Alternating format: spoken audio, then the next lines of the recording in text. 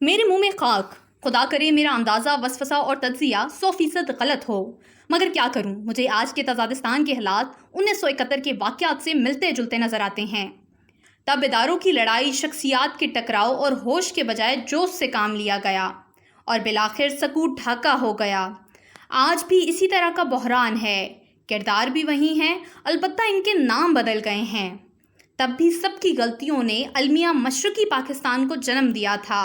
آج بھی سب کی غلطیاں کہیں ملک کو کسی نئے سانحے کی طرف نہ دھکیل دیں۔ تب کے حالات اور آج کے معاملات کا تقابل بڑا ہوشربا اور سبق آموز ہے۔ 1971 میں سب سے بڑا مسئلہ یہ تھا کہ شیخ مجیب کو کیسے روکنا ہے۔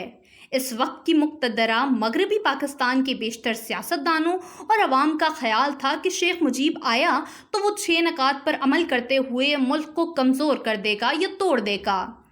آج کا مسئلہ بھی تقریباً وہی ہے۔ مقتدرہ ملک کے 2 سیاسی جماعتوں اور ان کے حامیوں کا خیال ہے کہ اگر عمران خان آ گیا تو ملک معاشی طور پر تباہ ہو جائے گا اور گورننس ختم ہو جائے گی۔ اس وقت شیخ مجیب کو الیکشن میں ہروانے کی کوشش کی گئی، لیکن وہ مشرقی پاکستان میں سویپ کر گیا۔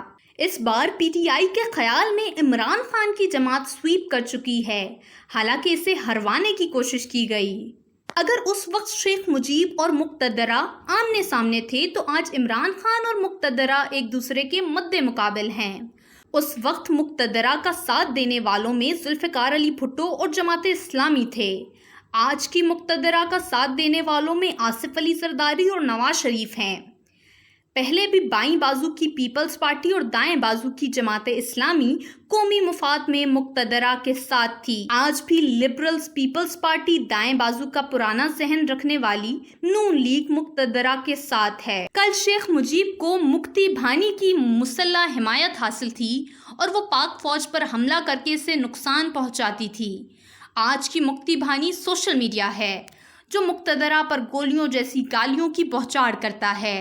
ماضی میں جس طرح بھارت اور دوسرے ممالک نے شیخ مجیب کی اخلاقی اور مالی مدد کی تھی، آج عمران خان کی مدد اوورسیز کی طرف سے آ رہی ہے۔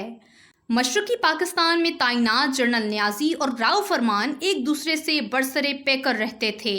آج کے پاکستان کی سیاست کے فیصلہ ساز بھی انتشار کا شکار ہیں۔ اگرچہ ان کی صلح کروائی گئی ہے مگر ابھی تک وحدت فکر نظر نہیں آ رہی۔ کہا جاتا ہے کہ شیخ مجیب اور عوامی لیگ کی انسپائریشن وہاں کے دانشور تھے۔ آج عمران خان کے حامیوں کی نئی انسپائریشن عدلیہ کے فیصلے ہیں۔ جب مشرقی پاکستان میں آپریشن کا فیصلہ ہوا تو سب سے پہلے دانشور چن چن کر مارے گئے۔ جنرل ٹکا خان نے 2-3 روز کے آپریشن میں سب کو فارغ کر دیا۔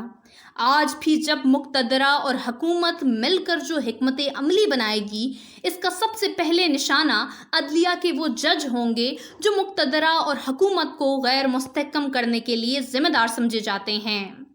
آگ ہے اولاد ابراہیم ہے، نمرود ہے، کیا کسی کو پھر بھی کسی کا امتحان مقصود ہے؟ مماثلتیں تو اور بھی بہت ہیں مگر کچھ فرق بھی ہے۔ مشرقی پاکستان مقتدرہ کی پہنچ سے بہت دور تھا، وہاں ٹینک نہیں جا سکتا تھا۔ آج کے تزادستان ان کی پہنچ میں ہے۔ اس وقت یحییٰ خان مدار المہام تھا، آج اس کی جگہ پر ایک مختلف شخصیت موجود ہے۔ یحییٰ خان مستقل صدر رہنا چاہتا تھا، آج ایسا نظر نہیں آ رہا۔ ان چند مختلف عوامل کے باوجود معاملات بالکل اسی طرح ڈیڈ لاک کا شکار ہیں۔ کوئی فریق لچک دکھانے کو تیار نہیں۔ مجیب کے مخالفوں کو ڈر تھا کہ اسے اقتدار ملا تو وہ مشرقی پاکستان میں موجود مغربی پاکستان کے سویلین اور فوجی افراد کو پھانسی پر لٹکائے گا۔ آج بھی خدشہ ہے کہ عمران خان کے حامی اپنے مخالفوں سے خوفناک بدلہ لیں گے۔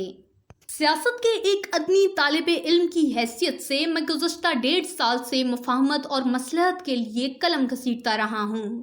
لندن میں نواز شریف صاحب سے درخواست کی کہ آپ اقتدار میں آنے والے ہیں، آپ آ کر انتقام کا سلسلہ بند کر دیجیے گا، بدلہ نہ لیجیے گا۔ انہوں نے اسے درخور احتنا نہ سمجھا۔ بار بار اپنے سینئر ساتھیوں کے ہمراہ زمان پارک جا کر عمران خان صاحب سے درخواست کی کہ سیاسی مفاہمت اور مصالحت نہ ہوئی تو حالات خراب ہوں گے۔ یہ کوشش بھی کامیاب نہ ہو سکی۔ मुक़्तदरा तक बराह रास्त कोई रसाई नहीं, लेकिन तहरीरों और गुफ्तगुओं से इन्हें भी बार बार दरख्वास्त की कि लड़ाई जारी रही तो बहरान बढ़ जाएगा।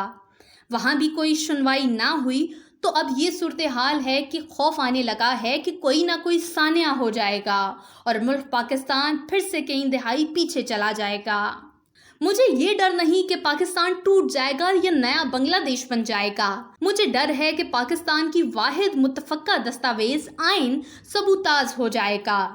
मेरे नाकिस राय में लड़ाई का हर एक को नुकसान और मुफाहमत का हर फरीक को फायदा है, लेकिन वाहिद शर्त लचक है। अना और जिद को छोड़कर एक एक कदम पीछे हटना होगा। कायदे आज़म की मिसाल लेंगे, वो पूरा बांग्लादेश, पूरा पंजाब, हैदराबाद, दक्कन, कश्मीर और मनादर पाकिस्तान में शामिल करना चाहते थे, लेकिन बकौल उनके उन्हें कटा फुटा पाकिस्तान कबूल करना पड़ा। ताहम इस कॉम्प्रोमाइज़ के बावजूद वो अपने मकसद में कामयाब रहे। फ़र्ज़ करें कि अगर मुफाहमत और मसलहत होती तो इमरान खान के लिए आज नहीं तो कल ज़रूर इक़्तिदार के दरवाजे खुल जाएंगे। नून लीग को फ़ायदा ये होगा कि वो हुकूमत में बैठकर मुज़ाकरात करेगी तो इसको बेहतर ढील मिल जाएगी। मुक़्तदरा को फ़ायदा ये होगा कि उसकी साख को पहुँचने वाले नुकसान का फौरी तौर पर अजाला हो जाएगा। मुफाहमत का नुकसान सिर्फ जमहूरियत के दुश्मनों को होगा। वो तजादिस्तान में जमहूरियत को लपेट कर किसी टेक्नोक्रेट हुकूमत का हिस्सा बनाना चाहते हैं। वक्त की ज़रूरत ये है कि इत्तेहादी हुकूमत में शामिल जमहूरी लोग अपनी जमातों को मजबूर करें कि वो पीटीआई पर पाबंदी लगाने के फैसले को वापस लें।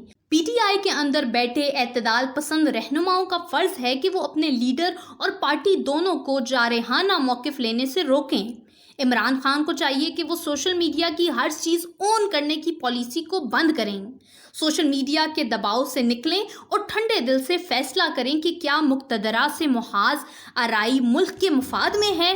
अगर नहीं तो फिर आप इसे रोकते क्यों नहीं। मुक़्तदरा से भी दस्त बस्ता अर्ज़ है कि दुनिया बदल चुकी है, आप भी बदलें। ज़ोर ज़बरदस्ती का दौर ख़त्म हो चुका है। पीटीआई को भी पार्लिमान में जगह दें। तहरीक इंसाफ को चाहिए कि अपनी गालियां देने वाले लीडरों को लगाम डालें। इंतकाम लेने के रास्ते पर चले तो सारा पाकिस्तान खून से सुर्ख हो जाएगा, मगर इनसे इख्तलाफ करने वाले ख़त्म नहीं होंगे। फ़ौज भी तारीख से सबक सीखे। ना जनरल टका मशरकी पाकिस्तान की आवाज़ को कुचल सके और ना जनरल न्याजी सकूत ढाका की ज़िल्लत से बच सके। तजर्बों और तारीख से सीख कर जीना ही बेहतरीन रास्ता है।